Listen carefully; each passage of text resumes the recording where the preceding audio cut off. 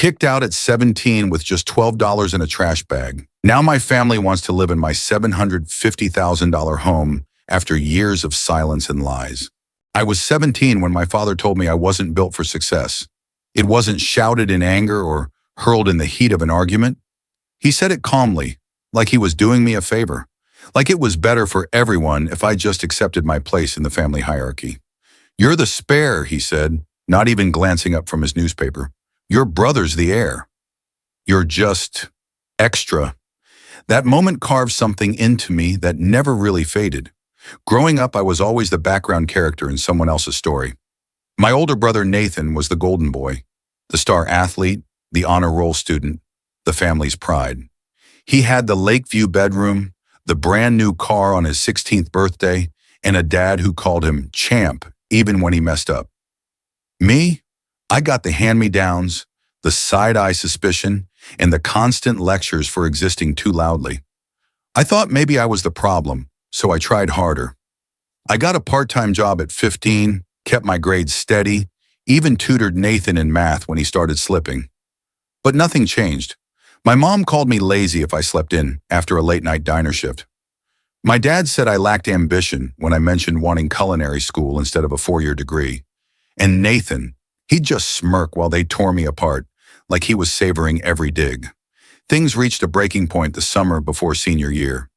Nathan wrecked his car after a party, totaled it, drunk and bleeding when I found him crying in the garage.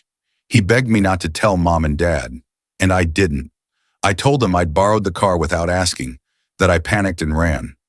I thought maybe that would earn me a sliver of respect, proof that I could be loyal, that I'd protect the family no matter what. Instead, my father told me to pack my things. "You've embarrassed this family enough," he said, voice cold and flat as a slam door.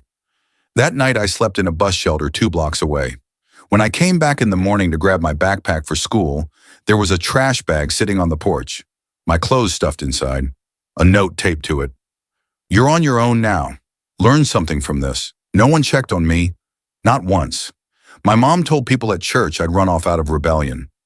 Nathan went on vacation to Florida 2 weeks later, posting beach selfies like I'd never existed.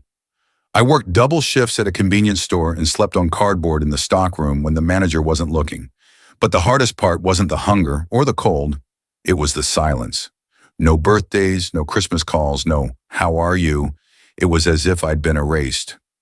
3 years later, I earned my associate degree in business from a community college. Living off ramen and borrowed Wi-Fi, I built a small freelance marketing business from a public library, and for the first time in my life, I felt free of them. Until last month. My mom texted me out of nowhere. "Is that your face on the billboard off Route 9? It was.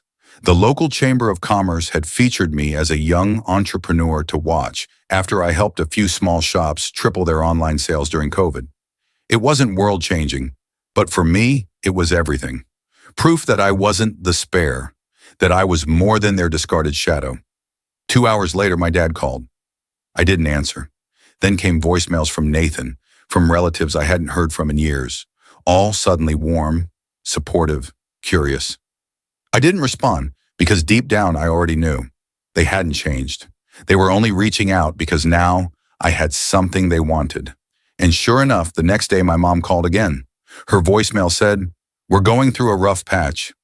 Nathan and his wife might lose their place. We were wondering if you still had that spare room you mentioned." I actually laughed.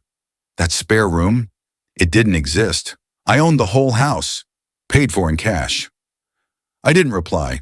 Not to her, not to Aunt Janice, who messaged me on Facebook saying, "It would really mean a lot to the family if you stepped up right now." Stepped up? I almost choked on my coffee. Where were they when I was sleeping under a bus shelter, Aunt Jan? It's funny how people throw around the word family like it's a get-out-of-jail-free card, as if blood can erase everything they did or didn't do. I didn't block them. I didn't rage post. I just stayed silent. But apparently silence wasn't enough. A week later, I pulled into my driveway after a client meeting and froze. Parked across the street was a familiar silver Honda Civic, the same one my parents used to drive. My stomach tightened as I spotted a woman sitting on my porch, clutching a Tupperware container, banana bread, the guilt kind. My mother stood when she saw me, "Oh my God, you look so good," she said, arms already outstretched. I didn't hug her. I just looked at her like the stranger she'd become. "Mom," I said quietly, "why are you here?" She smiled, too easily, too rehearsed. "I wanted to see you. It's been so long. I thought maybe we could talk, catch up." I leaned against the doorway and didn't move. "Is Nathan okay?" I asked. And there it was, the flicker in her eyes, the reason beneath the visit. Not love, not remorse, not even guilt. "He and Alyssa lost their apartment," she said. "They fell behind on rent. The baby's on the way. They just need a place for a little while until they get back on their feet. Your father thought maybe we could all stay here, just for a few months." I almost laughed. "You kicked me out with a trash bag and a note," I said slowly. "I begged you to listen, and you told me to learn something from it. And now you want me to give up my peace, my home, for the son you threw me away for?" She blinked like I just slapped her. "It was complicated back then," she whispered. "We were just doing what we thought was right." "No," I cut in. "You were doing what was easiest. You believed whatever Nathan told you because it was simpler than believing me. It didn't matter if it destroyed my life, as long as yours stayed comfortable." For a moment, she said nothing. And then, for the first time, I saw something crack behind her eyes. Shame, maybe, quickly buried under defensiveness. "Well, we didn't know how things would turn out," she said, her tone sharp again. "You've done well for yourself, haven't you? Maybe it wasn't such a bad thing after all." That right there, that twisted logic, was everything. They'd abandoned me, and now they wanted credit for it. "You're not coming inside," I said firmly. "Tell Dad, Nathan, and the rest of them that this house doesn't have a spare room." She opened her mouth, probably to beg or guilt-trip me, but I was already turning the doorknob when she said it. "You're being selfish." I paused, turned back around, met her eyes, then smiled. "No, Mom. I'm just done being useful to people who only remember I exist when they need something." And with that, I closed the door. That night, I lay awake replaying it all. The nerve it took for them to show up here, to act like family, to stand on my porch and ask for help as if the past had evaporated. For a moment, guilt crept in, that old familiar ache whispering, "What if I'm the bad one now?" But then I remembered. I remembered the look on my mom's face the day at the principal's office when Nathan lied about me hitting him. How she cried for him, never once looking at me with love or belief, just disappointment. I remembered being dragged out of school, shoved out of my own home, left standing in the street with nothing but that trash bag and a note. I owed them nothing, but I also wasn't finished, because what I wanted wasn't revenge, it was accountability. So I opened my laptop and wrote a message. Not to them, but to everyone who'd heard their version of the story for years. The cousins, the aunts, the uncles, people who thought I was rebellious, ungrateful, troubled. I told them everything. The car crash, the fake confession, the trash bag on the porch, the years of silence, the Tupperware visit. And then I attached a screenshot, the one from Nathan years ago, where he'd texted a friend bragging about how easy it had been to get rid of me. I hit send, and for the first time in my life, I wasn't afraid of the truth. It took about an hour for the message to ripple through the family group chat. I had it muted for years, but suddenly my phone wouldn't stop buzzing. "Aunt Marie, is this real? I never knew Uncle Leo. Your parents said you ran away, that you were doing drugs. Cousin Denise, I always wondered why you disappeared. I'm so sorry." Message after message poured in. Shock, sympathy, guilt. Some awkward, some sincere. I didn't need their pity.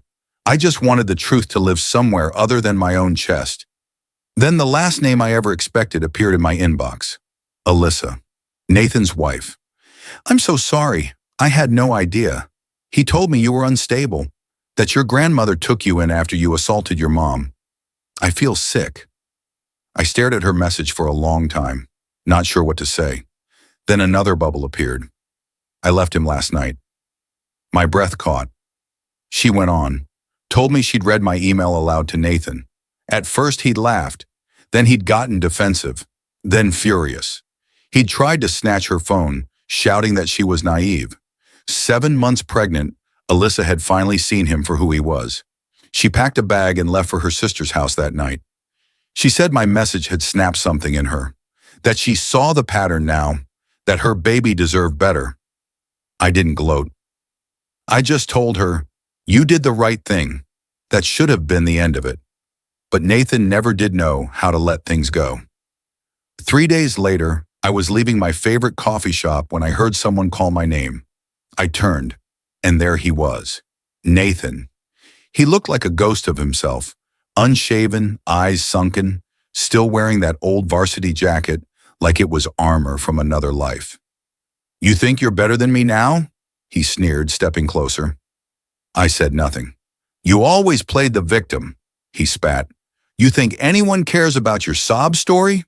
You think you're special now with your little billboard?" I could smell the beer on his breath.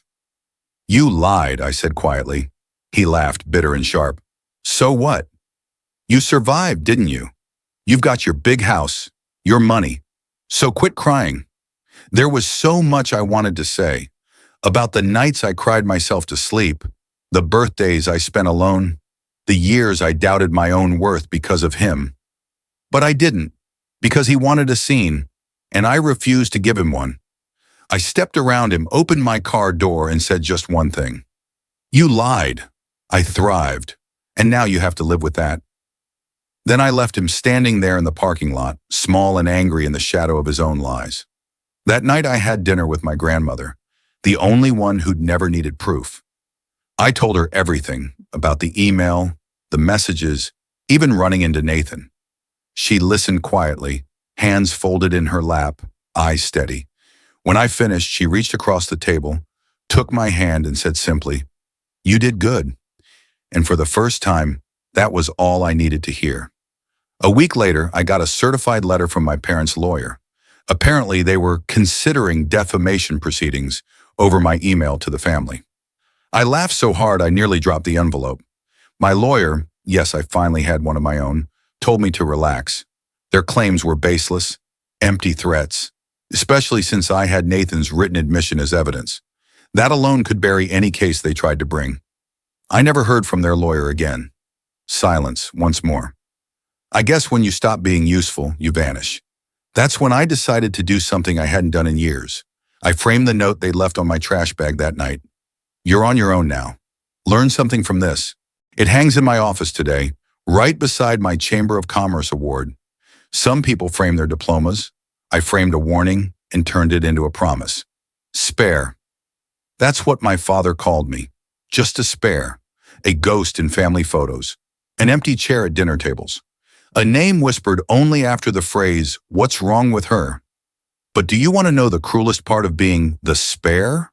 Spare parts get recycled. And that's exactly what they tried to do. Recycle me. It started again with a knock. Not a voicemail. Not a message. A knock, just after dusk. I almost didn't answer. But some part of me, small and cautious, needed to know. When I opened the door, I didn't see my father. I saw a man collapsing inside his own skin. The gruff authority was gone. The arrogance, too. He stood there in a threadbare sweater, holding an envelope. Not a letter, but a stack of papers. "I'm signing over the house to you," he said quietly, eyes fixed on the ground. "Your grandmother said you've earned it more than any of us ever did." My grandmother. The moment he said her name, I knew something was wrong. "She's sick," he added finally. "Cancer. Stage 4. No pretense, no manipulation, just a tired truth." We sat on my porch in silence, the same porch where my mother once begged for a spare room. "She didn't want to tell you," he murmured, "said it would distract you from your work. Said she was proud. That word hit harder than any insult ever had." I looked out at the garden my grandmother helped me plant last spring. Lavender, rosemary, marigolds. She called it her living prayer. The faded gardening gloves still hung over the fence where she'd forgotten them a week earlier. I swallowed my anger. This wasn't about them anymore. It was about her. She passed 3 weeks later.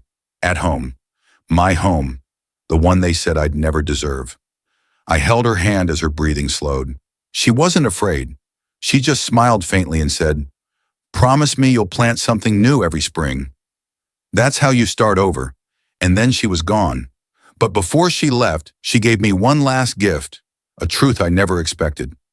I found it in a small wooden box under her bed, sealed with a letter. Her handwriting, slanted, neat, unmistakable. To the granddaughter they never saw. Inside were pages, old journal entries, dated when I was 9, 11, 14. Ages I'd tried to forget.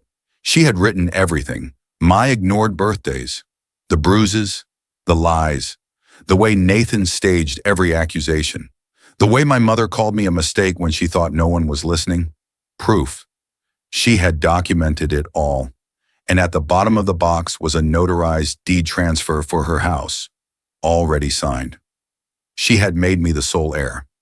I didn't cry, not because I wasn't heartbroken, but because her final act wasn't born of sadness. It was justice. She'd rewritten our legacy with her last breath. The funeral was small. I kept it that way. No open invitation, no family performance, just people who would stand quietly in the truth. But of course, they came anyway. Nathan, my mother, dressed in black, as if mourning could be worn like a costume. They stood at the edge of the crowd, waiting for the right moment to reclaim center stage. After the final prayer, my mother approached. Her face was composed, her voice level. "Is it true?" she asked. "Did she leave it all to you?" I met her eyes and said the one word she'd never let me say without punishment. "Yes." That night, I found another letter on my doorstep, typed, formal, emotionless. A request for temporary accommodation for healing and transition. They wanted to live in her house, the same house they'd abandoned her in when she took me in. I sat for a long time before writing back. And when I did, it wasn't as their daughter. It was as someone they no longer owned. Dear Mr. and Mrs. Turner, thank you for your interest in staying at the residence located at 49 Maplewood Lane. At this time, all rooms are currently occupied by peace, silence, dignity, and the long overdue scent of lavender. As such, we are unable to accommodate guests who abandoned these values in the past. May you find shelter in the structures you built with your choices. Kindly, despair no more. I posted it, not for revenge, for truth, and it went viral. People shared it, stitched it, sent messages, not out of curiosity but relief. Because I wasn't alone. There are so many of us, so many spares who turned out to be the whole damn engine. Today I walked through my grandmother's garden and planted something new, just as I promised. A single white rose bush. I named it Rebirth. And this time, the story doesn't end with exile or anger. It ends with roots. Because I am not a spare. I am the seed that survived. Thanks for watching and for being part of the story. Don't forget to subscribe and hit the bell so you never miss a wild new chapter.